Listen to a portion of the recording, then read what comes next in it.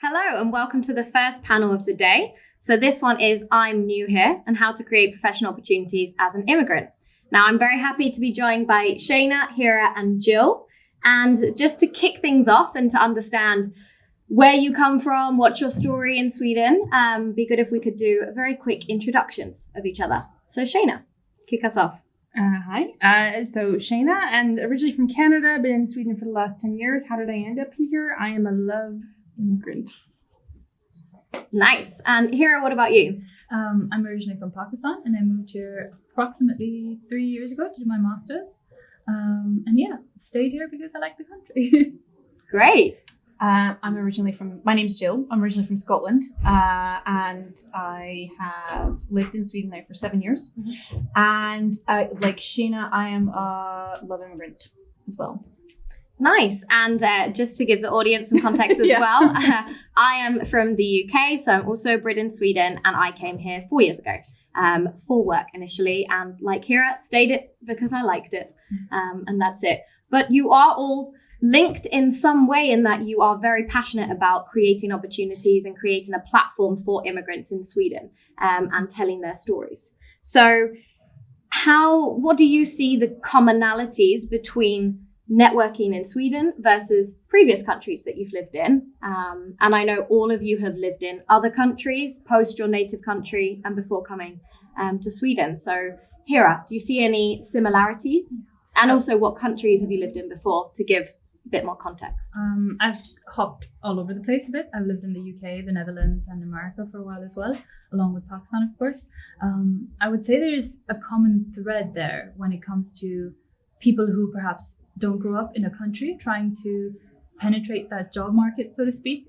There's a bit of resistance at first. Of course, you don't necessarily know how to maneuver those unspoken social rules, for example, that you might not know you could be crossing. There's a lot of understanding that needs to happen regarding those. And then you're able to sort of break that barrier a bit when it comes to being able to speak to people in a new country and trying to crack that job market, so to speak.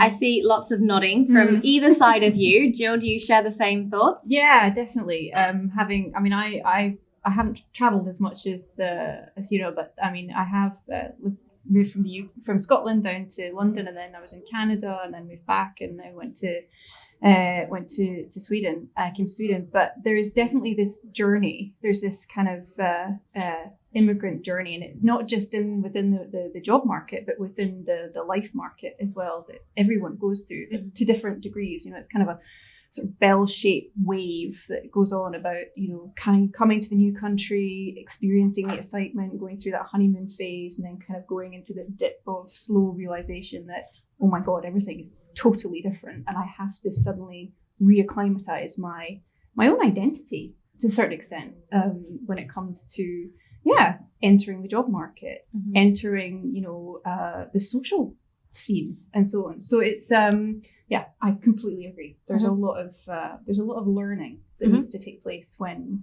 you kind of go into that experience.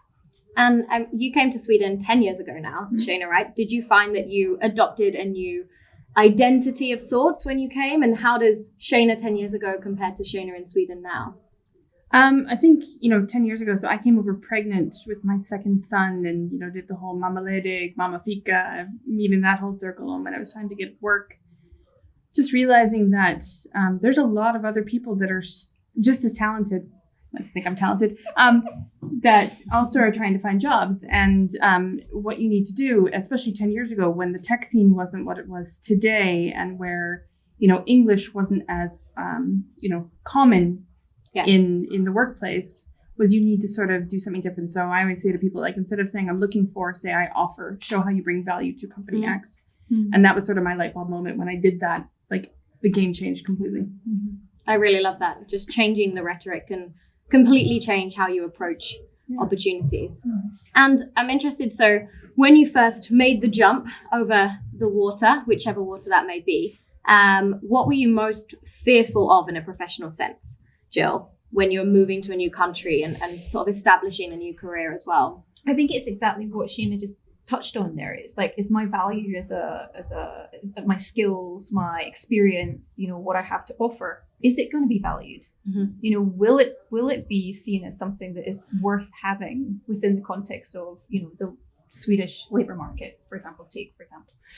So that was something that had bothered me, and still does to a certain extent, because I think, you know, there's no real getting away from the fact that, as you know, despite the fact that we, you know, essentially have acclimatized to living here in Sweden, we speak Swedish, there's still this element of, I will always remain an immigrant here because I'm born abroad. So there's a kind of an element of, I have to prove that my value is there, that whatever it is. So but I think there comes an element when you accept that this is something that, you know, just that in every country it's like in that way.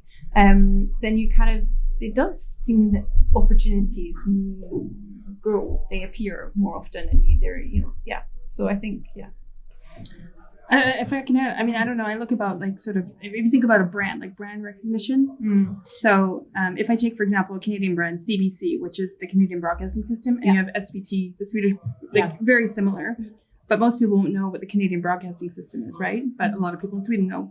Obviously, everyone knows what SVT is. If you think of yourself as a brand, you need to sort of Swedify yourself so people can recognize and see similarities, or else they're going to look at you and be like, who are you? What do you do? Right? So how do you how do you sort of rebrand yourself to make exactly? And I think that's part of the learning journey that you go on as an immigrant, regardless of, you know, any element. It doesn't have to be about, you know, finding a job, you know, it's about making friends. You have to go through this learning process, this rebranding process of, how do I turn me into something that's recognizable? It's not changing your identity, it's just, you know, I need to make myself identifiable. Just change the switch as such. And I completely agree with everything you're saying. And one thing, I think there's a lot of people that will be watching that are maybe considering moving abroad, wherever that may be. But just a question, the journey that we're speaking about, does it get easier the more countries that you live in? Hira, did you find that the more countries you lived in, you found it easier to integrate and adapt?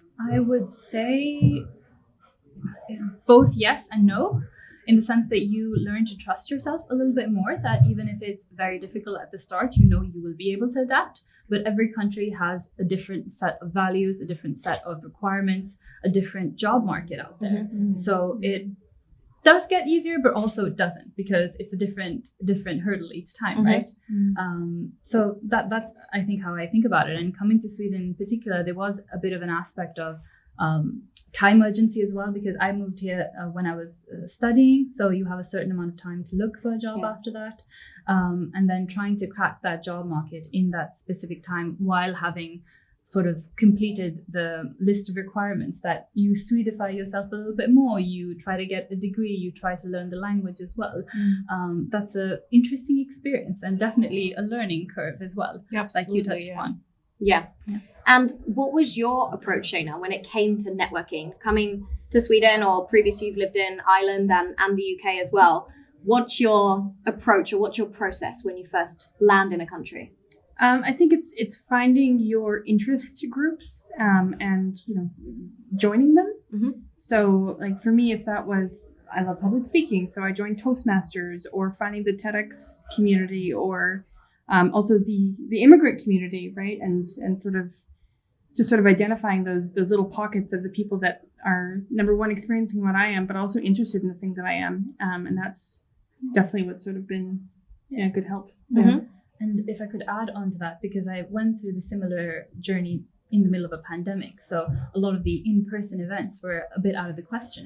But what really worked, I think, was just reaching out to people on LinkedIn and asking them if you could have a chat to just pick their brain about the field they're working in. Try to learn from them if they have the time for that, and promise them a fika or a coffee afterwards once you're able to meet in person as well. So Definitely. I mean, I think LinkedIn is a very powerful tool to bring people together. Maybe you want to mention your LinkedIn game, Shaena, because I think that's been a great tool for your networking as an immigrant. Absolutely. And everyone steal this with pride. So we played the game earlier today, and basically it's super simple. You meet someone new, and you have to guess how many connections you have in common on LinkedIn. Person who gets closest wins. Other person buys them a fika or a lunch, depending on where your price went, or nothing at all. But win, lose, or draw, you come up with a meeting. And then what's also really interesting is that when you do start to look at your mutual connections, you can be like, oh, how do you know so-and-so? And it changes that conversation, right? But again, you still come up with a meeting and you totally change that that first interaction. And even if you don't have anyone in common, which has happened, you still have a connection, right? You're still coming out and hopefully going for that lovely fika. And, right? And I think it's a great game. What is your win-loss Oh my gosh. rate? I can't comment because I don't know. But if there's anyone out there that wants to help me build an app, I'm game. But I see a very common thread in terms of finding common interests. And personally, from my perspective as well, being an immigrant, I find the quicker you can get to common interests or common connections of people, the better it becomes, because it stops people just putting you in the immigrant box of you're not, where are you from? You're from this country has this associations. And actually you get to the next stage when you realize, I mean, all of us are much more than our nationalities. So when you actually get to the next stage of common interests, you can progress further into creating a better connection. Yeah, exactly. And I mean, if you think about also like a vouch, right? Like the same thing as if you get a job, you get a referral. If the more people you know can vouch for you and say great things about you, that also helps with building trust. And hence the reason why that game is also fun. And just as a open question, what if you were to give a nugget of wisdom or some lessons learned that you've had, what would you give to anyone that is considering looking for more professional opportunities abroad? And I'll start with you, Jill. I think I have to go with what we've already actually discussed, which is don't necessarily fall into the trap of looking just from a professional scope. Seek out your passions and your interests and follow those as an avenue to meet like-minded people. Because you said that's exactly, you touched on it, you know, you have to see yourself as all parts are whole, you know, it's not just a singular part that makes you the professional that you are. So yeah, I think that's definitely the piece of advice I would give. I agree. What about you, Hira? I would say get comfortable stepping out of your comfort zone because there's going to be a lot of that as well. And I think viewing things more as a bit of a challenge from a positive perspective really helps, because you need to try to keep up that mindset as well when you're doing that and stepping out of your comfort zones. And just believing that even if things aren't necessarily working out on the surface with jobs, for example, in Sweden, still trying to confirm that belief in yourself somehow, having yourself a sense of identity wrapped up in yourself instead of necessarily in the rejections you might receive. Absolutely. So yeah, so that was more than one little nugget. So I think that was many nuggets of wisdom. I'm sure everyone's happy to hear them as well. What about you, Shaena? I would say to wander the halls. And what I mean by that is the more you show up at different places, whether it's physical or digital, the more you become recognizable. And if you are someone that can post content or comment on things, and that this is the digital stuff, but also if you show up at events like this, you know, keep that consistency, because again, it's going to help you build your authentic brand and then hopefully lead to that opportunity of, I don't know, a job, a future love interest. Who knows? It can go anywhere, right? Or a fika. Yeah, digital breadcrumbs definitely are very important. Yeah. Great. And just one last question. If you had to pick one of your favorite quirks from any of the countries that you've lived in, what would be your favorite quirk of that country that you had to learn? It's a big question, I know. Favorite quirk? I think for me, it has to be lördagsgodis. For any non-Swedish speakers, it's very common in Sweden that on Saturday, everyone goes and gets a pick and mix or the individual sweets. And that's a Saturday ritual for sweets. Yeah. Do you have a quirk? You can go ahead. Do you have an Irish or a Scottish quirk? I have many quirks. And I have many quirks. But the Swedish one is, right? I love that quirk. But it's not a quirk. I guess it's a language thing, right? How people say yes or answer things. A Scottish quirk. Don't have one. An Irish quirk. It's not even a quirk. It's the language. But like the fact that there's so many different accents and, you know, the come here to me, what's the story? Like that's not even a quirk. That's just what I remember from Ireland. Yeah. Just the language. The language, but also like the friendliness around that language, and it means so much. In Sweden, I would say I'm a very social person, and there is a bit of the Swedish joke around. You check to see if your neighbor is outside before you leave to make sure you don't run into your neighbor. That was, for me, accepting that, but also trying to challenge it a bit, and maybe actually running into my neighbors and saying hi and hoping not to freak them out too much. That was a quirk that I think I appreciated learning about. Challenged, and you probably found a common interest. Can I just add, I have a theory why that's happening, just so you know, because of all the underhanded black rental markets. Nobody owns their apartments. That's why they don't come out. Yes. That's why. But great, thank you. I think I can add my own quirk specifically for Sweden. Fika, which is a coffee and a tea in the afternoon. The part where I laugh the most at Swedes is that everyone refuses to take the last section of fika. Yes, because it's a very equal society. So the final section will go from here to here to here to here, and they will carry on cutting it in half for as long as physically possible, just to make sure no one misses out. And I think that's my favorite quirk of them. Okay, great. Well, thank you very much. Now, coming up next is our second panel, which is the learning age. But first, we're going to take a quick break of a few minutes. Just stretch your legs and refill your coffee cups, and we'll be right back.